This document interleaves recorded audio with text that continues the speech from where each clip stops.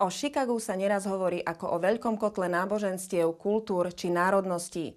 Svoje zážitky práve z tohto kúta sveta mali možnosť na vlastnej koži zažiť aj 20 členovia folklórneho súboru Magura. Pri Slovákoch, ktorí tam dnes žijú, sa cítili skoro ako doma a nepotrebovali tak ani tlmočníkov.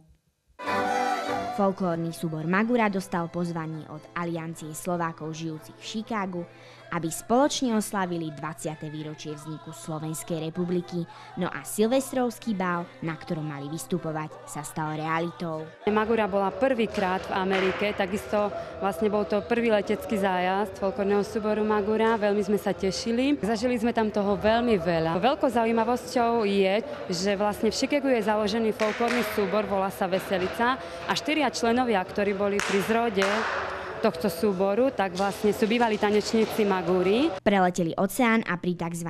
Amerických Slovákoch sa cítili ako doma. V Chicagu totiž žije množstvo Slovákov práve z okolia Kežmarku, Popradu či Vysokých Tatier. Sme spoznali kopu nových aj starých tvári, ktorí nás tam veľmi pekne privítali, pohostili. Najkrajšie na tom bolo to, že vlastne majú tam svoje rodiny, žijú tam už niektorí skoro 20 rokov. Majú tam deti, a ktoré krásne plynulo hovoria slovensky. Celý ten náš pobyt, ktorý sme tam boli, vlastne nám netrebalo anglický jazyk. Cítili sme sa stále ako doma. A ako prežívali samotné oslavy? Bol to klasický taký silvestrovský bál.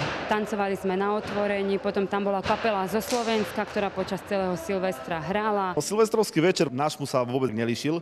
Taká iná malá zmena bola v tom, že tam, kde sme práve boli v tej časti, tak boli zakázané ohňostroje. Niektorí z nás povedali, že keď prídu domov, tak si to potom vynahradia. Okrem stretnutí, zábavy, rôznych párty či vystúpení si samozrejme chceli odniesť aj krásu a šarm samotného Chicaga s množstvom kultúrnych atrakcií. Absolvovali sme niekoľko návštev, ako napríklad planetárium, akvárium, field muzeum, technické muzeum. A boli sme aj na Sears Towery, to je vlastne druhá najvyššia budova sveta. Môj najväčší zážitok z Ameriky je mrakodrap Skydeck, na ktorom sme boli. Ten presklený výklenok, to bol veľký zážitok, keďže sme mali Chicago z vtáčej perspektívy. Tak a teraz vieme, že aj v amerických podmienkach sa dokážu uchovať ľudové piesne, tradície či hodnoty.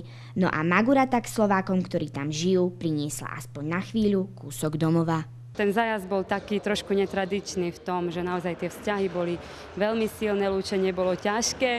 Zdalo sa nám, že tá doba bola krátka, že ešte by sme zostali a určite by sme sa tam ešte radi vrátili. Je to iný svet ako ten náš, iný život, ale tak všade dobre, doma najlepšie. Na čo sa najbližšie môžeme tešiť? Momentálne teraz sa najbližšie pripravujeme na Magurácky ples a ďalší náš taký najbližší program celého súboru je vlastne, pripravujeme sa na 60. výročie vzniku súboru, ktoré bude vlastne v roku 2014.